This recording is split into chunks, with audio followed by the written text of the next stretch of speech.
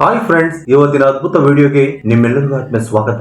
Friends, ನಾನೀಗ ಹೇಳಲು ಹೊರಟಿರುವ ಕತೆ ಪುನರ್ಜನ್ಮಕ್ಕೆ ಸಂಬಂಧಿಸಿದೆ. ಈ ಕಥೆಯನ್ನು ಕೇಳಿದರೆ ನೀವು ನಿಜಕ್ಕೂ ಆಶ್ಚರ್ಯರಾಗುತ್ತೀರಿ. 4 ವರ್ಷದ ಬಾಲಕನೊಬ್ಬ ತನ್ನ ಮರುಹುಟ್ಟು ಪಡೆದಿದ್ದಾನೆ ಎಂದು ಹೇಳುವುದು ಎಲ್ಲರಲ್ಲೂ ಆಶ್ಚರ್ಯ ಮೂಡಿಸಿತು. ಆ ಬಾಲಕ ತನ್ನ ತಂದೆ ತಾಯಿಯ ಬಳಿ, ನನ್ನನ್ನು ನೀವೇಕೆ ಆಡಿಸುತ್ತಿದ್ದೀರಿ? ಅಸಲಿಗೆ ನೀವ್ಯಾರು? ನಾನು ನಿಮಗೆ ಎಷ್ಟು ಬಾರಿ ಹೇಳಬೇಕು? ನೀವು ನನ್ನ ತಂದೆ ತಾಯಿ ಅಲ್ಲ. ನನಗೊಬ್ಬ ಹೆಂಡತಿ ಇದ್ದಾಳೆ, ಅವಳು ಗರ್ಭಿಣಿ, ಅದು ಕೂಡ ದೆಹಲಿಯಲ್ಲಿ. ನಾನು ಅವಳ ಹತ್ತಿರ ಹೋಗಬೇಕು. ನಿಮಗೆ ಎಷ್ಟು ಬಾರಿ ಹೇಳಿದರೂ ನೀವು ನನ್ನ ಅರ್ಥ ಮಾಡಿಕೊಳ್ಳುತ್ತಿಲ್ಲ ಎಂದು ಹೇಳಿದಾಗ ಆ ಬಾಲಕನ ಪೋಷಕರಿಗೆ ದೊಡ್ಡ ಶಾಕ್ ಆಯಿತು. ತಮ್ಮ ಮಗು ಹೀಗೆ ಹುಚ್ಚನಂತೆ ಹೀಗೆ ಮಾತನಾಡುತ್ತಿದ್ದಾನೆ ಎಂದು ಅವರಿಗೆ ಅರ್ಥವಾಗಲಿಲ್ಲ. ಅಷ್ಟೇ ಅಲ್ಲದೆ ತಾನು ಒಬ್ಬ ಆರ್ಮಿ ಮೇಜರ್ ಎಂದು ಕಳೆದ ಜನ್ಮದಲ್ಲಿ ತೀರಿ ಹೋಗಿ ನನ್ನ ಹೆಂಡತಿಗೆ ಕೊಟ್ಟ ಮಾತಿನಂತೆ ಮತ್ತೆ ಹುಟ್ಟಿ ಬಂದಿದ್ದಾನೆ ಎಂದು ಹೇಳುವುದು ಅಲ್ಲಿದ್ದವರನ್ನು ಆಶ್ಚರ್ಯದ ಮಡುಕ್ಕೆ ತಳ್ಳಿತು.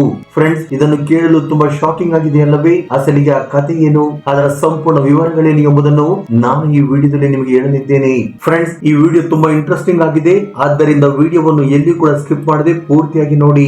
ಅದಕ್ಕೂ ಮೊದಲು ಈ ವಿಡಿಯೋಗೊಂದು ಲೈಕ್ ನೀಡಿ, ನಮ್ಮ ಚಾನಲ್ ಅನ್ನು ಸಬ್ಸ್ಕ್ರೈಬ್ ಮಾಡಿಕೊಳ್ಳುವುದರ ಮೂಲಕ ಇನ್ನೂ ಹೆಚ್ಚಿನ ವಿಡಿಯೋ ಮಾಡಲು ಸಪೋರ್ಟ್ ನೀಡಿ. ಒಂದು ಹರಿಯಾಣದ ಒಂದು ಸಣ್ಣ ಗ್ರಾಮ, ಅಲ್ಲಿ ರೈತನೊಬ್ಬನಿಗೆ ಮಗುವೊಂದು ಜನಿಸಿತು. ಆ ಮಗುವನ್ನು ಕಂಡು ಅವರು ತುಂಬಾ ಸಂತೋಷ ಪಟ್ಟರು. ಒಟ್ಟಾರೆ ಅವರ ಆನಂದಕ್ಕೆ ಮೇರೆ ಇಲ್ಲದಂತಾಯಿತು. ಆದರೆ ಸಮಯ ಕಳೆದಂತೆ ಆ ಬಾಲಕ ವಿಚಿತ್ರವಾಗಿ ವರ್ತಿಸಲು ಶುರು ಮಾಡಿದ. ಸರಿಯಾಗಿ 4 ವರ್ಷ ತುಂಬಿದಾಗ ಒಂದು ದಿನ ತನ್ನ ತಂದೆ ತಾಯಿಯೊಂದಿಗೆ ಅನಿರೀಕ್ಷಿತವಾಗಿ, ನನ್ನ ಹೆಸರು ಕರಣ್ ರಘುವೀರ್, ನಾನೊಬ್ಬ ಆರ್ಮಿ ಆಫೀಸರ್, ನಾನು ದೆಹಲಿಯವನು, ನನ್ನ ವಯಸ್ಸು 35 ವರ್ಷ, ನನಗೊಬ್ಬ ಹೆಂಡತಿಯು ಇದ್ದಾಳೆ, ಅವಳು ಈಗ ಗರ್ಭಿಣಿಯಾಗಿದ್ದಾಳೆ ಎಂದು ಹೇಳಿದ. ಅಷ್ಟೇ ಅಲ್ಲದೆ ನಾನು ಒಂದು ಮಿಷನ್ ನಲ್ಲಿ ತೀರಿ ಹೋದೆ, ಆದರೆ ಆಪರೇಷನ್ ಗೆ ಹೋಗುವ ಸಮಯದಲ್ಲಿ ನಾನು ಹಿಂತಿರುಗಿ ಬರುತ್ತೇನೆ ಎಂದು ನನ್ನ ಹೆಂಡತಿಗೆ ಮಾತು ಕೊಟ್ಟಿದ್ದೆ. ಅದಕ್ಕಾಗಿಯೇ ನಾನೀಗ ಮತ್ತೆ ಜನ್ಮ ತಾಳಿದ್ದೇನೆ ಎಂದು ಹೇಳಿದ. 4 ವರ್ಷದ ಮಗುವಿನ ಬಾಯಿಂದ ಇಂಥ ಮಾತುಗಳು ಬರುವುದು ಅವರನ್ನು ಆಶ್ಚರ್ಯಕ್ಕೆ ದೋಡಿತು. ಇದು ಕೇವಲ ಮಗುವಿನ ಕಲ್ಪನೆಯು ಅಥವಾ ಪುನರ್ಜನ್ಮದ ನಿಜವಾದ ಕಥೆಯು ಎಂಬುದು ಅವರಿಗೆ ಅರ್ಥವಾಗಲಿಲ್ಲ. ಎಲ್ಲಕ್ಕಿಂತ ಮುಖ್ಯವಾಗಿ ಈ ಮುಗ್ಧ ಮಗುವಿನ ಮಾತುಗಳ ಹಿಂದಿರುವ ಸತ್ಯವೇನು? ಇದಕ್ಕೆ ನಿಜವಾಗಿಯೂ ಕಳೆದ ಜನ್ಮದ ನಂಟಿದೆಯೋ ಅಥವಾ ಈ ಮಗು ಸುಮ್ಮನೆ ಕಥೆ ಹೇಳುತ್ತಿದ್ದಾನೆಯೇ? ಈ ಎಲ್ಲ ಪ್ರಶ್ನೆಗಳಿಗೆ ಉತ್ತರವನ್ನು ಈಗ ಈ ವಿಡಿಯೋದಲ್ಲಿ ತಿಳಿಯೋಣ. ಆ ಬಾಲಕನ ತಂದೆಯ ಹೆಸರು ರಾಮ್ಪಾಲ್ ಮತ್ತು ಆ ಬಾಲಕನ ಹೆಸರು ದೇವಾಂಶ್. ದೇವಾಂಶ್ ಹುಟ್ಟಿದಾಗ ಆ ಮನೆಯೆಲ್ಲ ಹಬ್ಬದಂತಾಗಿತ್ತು. ಆದರೆ ದೇವಾಂಶ್ ಬೆಳೆಯುತ್ತಿದ್ದಂತೆ ವಿಚಿತ್ರವಾಗಿ ವರ್ತಿಸಲು ಶುರು ಮಾಡಿದ. ಆ ವಯಸ್ಸಿನ ಮಕ್ಕಳೆಲ್ಲರೂ ದಿನವಿಡೀ ಆಟವಾಡುತ್ತಿದ್ದರೆ ದೇವಾಂಶ್ ಮಾತ್ರ ಬೆಳಗಿನ ಜಾವ 4 ಗಂಟೆಗೆ ಎಚ್ಚರಗೊಳ್ಳುತ್ತಿದ್ದನು.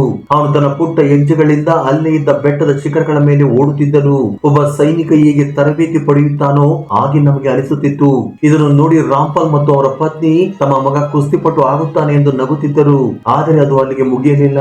ದೇವಾಂಶ್ ಸಣ್ಣ ಸಣ್ಣ ಮರದ ತುಂಡುಗಳನ್ನು ಜೋಡಿಸಿ ಬಂದೂಕುಗಳನ್ನು ತಯಾರಿಸಿ ಯಾರೋ ಶತ್ರುಗಳ ಮೇಲೆ ದಾಳಿ ಮಾಡುತ್ತಿರುವ ರೀತಿಯಲ್ಲಿ ತನ್ನಲ್ಲಿ ತಾನೇ ಆಟವಾಡುತ್ತಾ ಏನೇನು ಮಾತನಾಡಿಕೊಳ್ಳುತ್ತಿದ್ದನು. 3 ವರ್ಷದ ವಯಸ್ಸಿನಲ್ಲಿಯೇ ಆ ಮಗು ತುಂಬಾ ಹಠಮಾರಿಯಾಗಿದ್ದನು.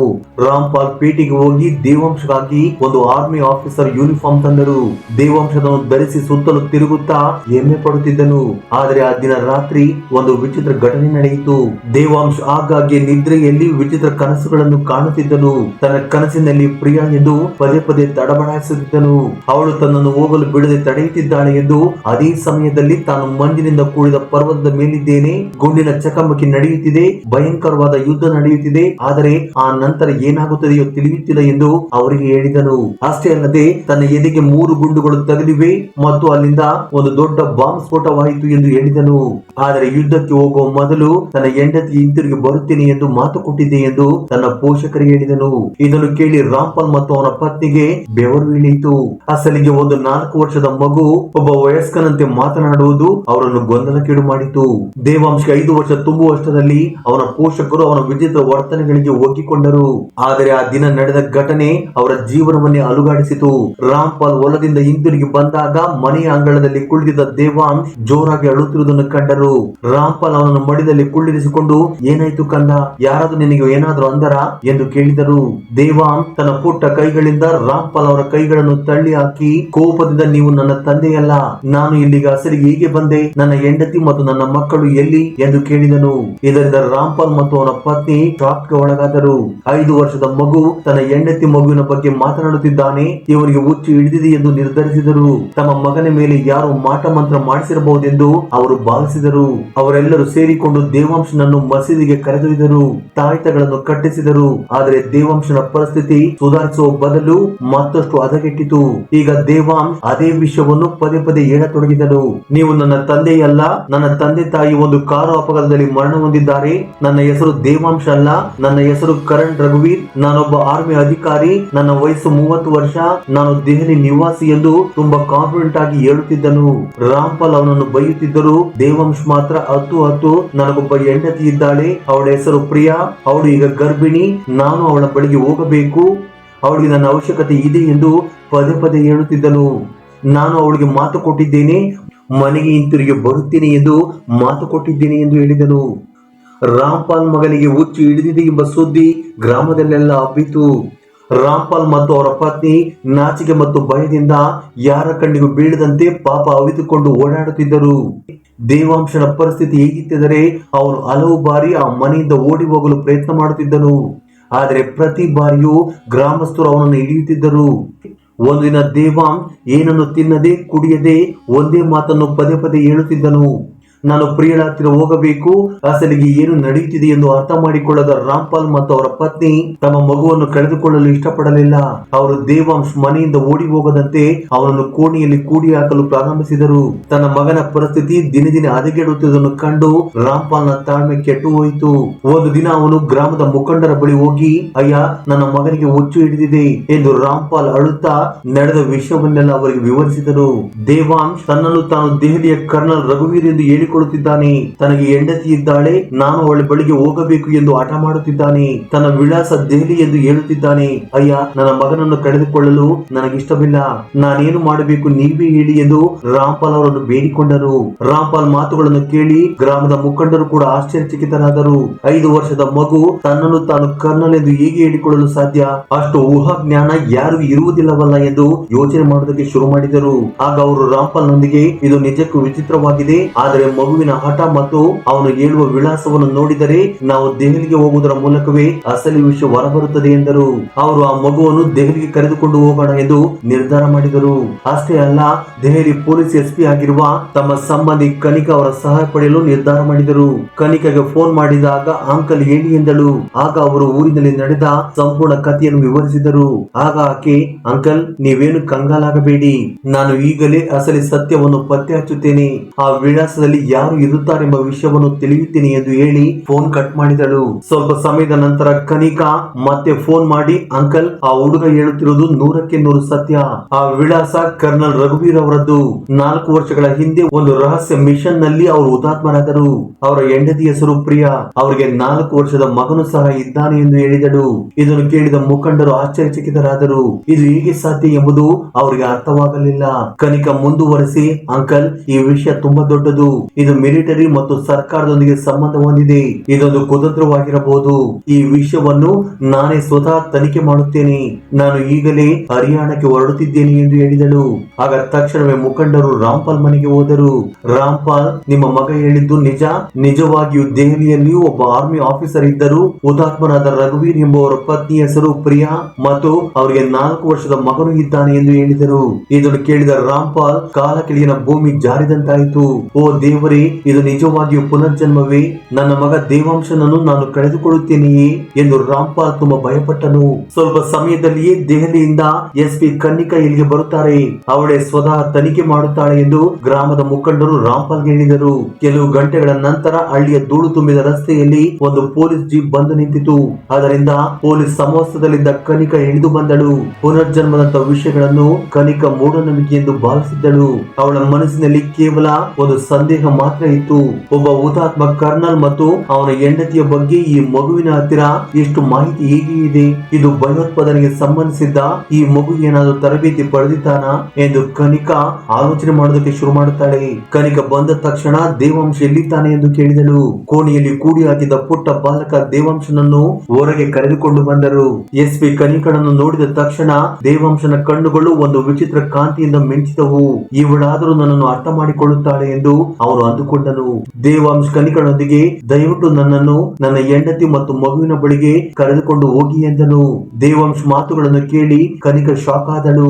ಈ 5 ವರ್ಷದ ಮಗುವಿನ ಧ್ವನಿಯಲ್ಲಿನ ಆತ್ಮವಿಶ್ವಾಸ ಅವಳನ್ನು ದಂಗಾಗಿಸಿತು.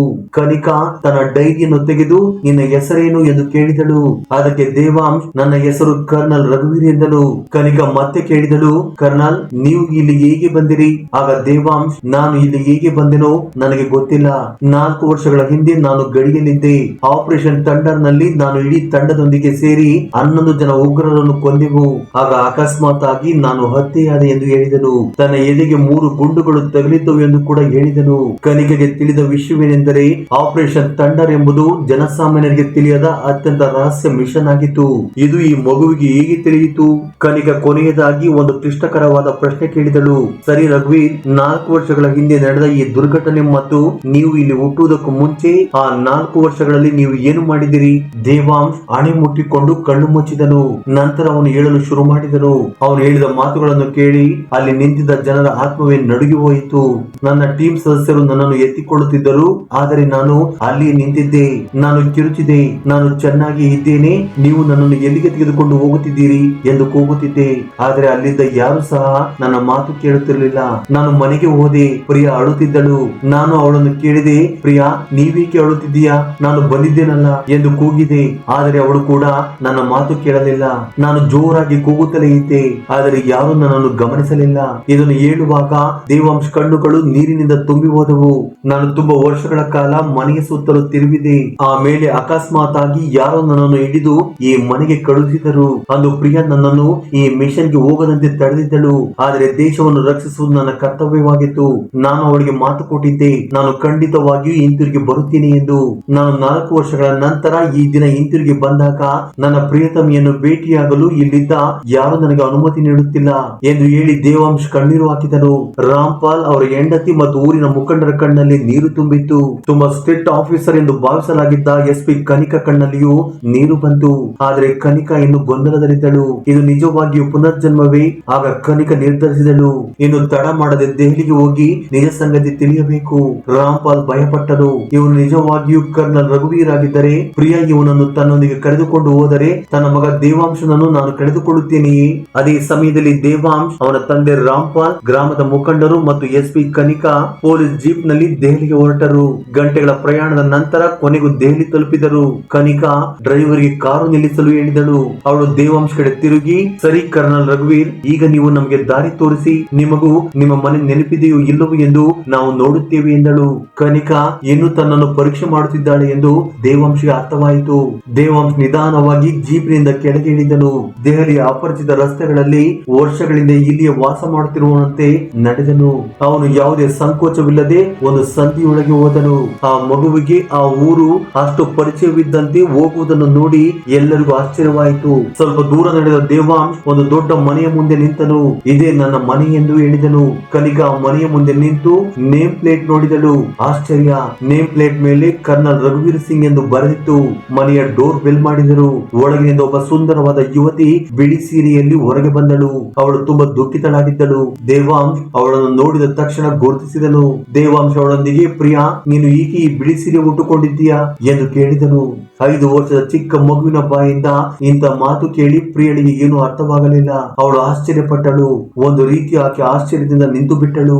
ಆಗ ಪ್ರಿಯಳ ದೃಷ್ಟಿ SP ಕನಿಕಳ ಸಮವಸ್ತ್ರದ ಮೇಲೆ ಬಿತ್ತು. ಅವಳ ಮುಖ ಕೋಪದಿಂದ ಕೆಂಪಾಯಿತು. ಏನಿದು ತಮಾಷೆ ಮೇಡಮ್? ಈ ಮಗು ಯಾರು? ಏಕೆ ಹೀಗೆ ಮಾತನಾಡುತ್ತಿದ್ದಾನೆ? ನನ್ನನ್ನು ಈಕೆ ತೊಂದರೆ ಪಡಿಸುತ್ತಿದ್ದೀರಿ ಎಂದು ಕೇಳಿದಳು. ಅದಕ್ಕೆ ದೇವಾಂಶ್, ಓ ಪ್ರಿಯಾ, ನೀನು ನನ್ನನ್ನು ಗುರುತಿಸಲಿಲ್ಲವೇ? ನಾನು ನಿನ್ನ ಗಂಡ ರಘುವೀರ್. 4 ವರ್ಷಗಳ ಹಿಂದೆ ನಾನು ಮಿಷನ್ಗೆ ಹೋಗುವಾಗ ನೀನು ನನ್ನನ್ನು ಹೋಗದಂತೆ ತಡೆದಿದ್ದೆ. ಆದರೆ ನಾನು ಮನೆಗೆ ಹಿಂತಿರುಗಿ ಬರುತ್ತೇನೆ ಎಂದು ನಿನಗೆ ಪ್ರಾಮಿಸ್ ಮಾಡಿದ್ದೆ. ಅದರಂತೆಯೇ ನಾನು ಹಿಂತಿರುಗಿ ಬಂದಿದ್ದೇನೆ ನೋಡು ಎಂದನು. ಅಷ್ಟೇ ಅಲ್ಲದೆ ನೀನು ನಾನು ಹೋಗುವ ಮುನ್ನ ನನ್ನ ಕೈಗೆ ತಾಯ್ತ ಕಟ್ಟಿದ್ದೆ ಅಲ್ವಾ ಎಂದು ನೆನಪಿಸಿದನು. ಇದನ್ನು ಕೇಳಿದ ಪ್ರಿಯಾ ಆಶ್ಚರ್ಯಚಕಿತಳಾದಳು.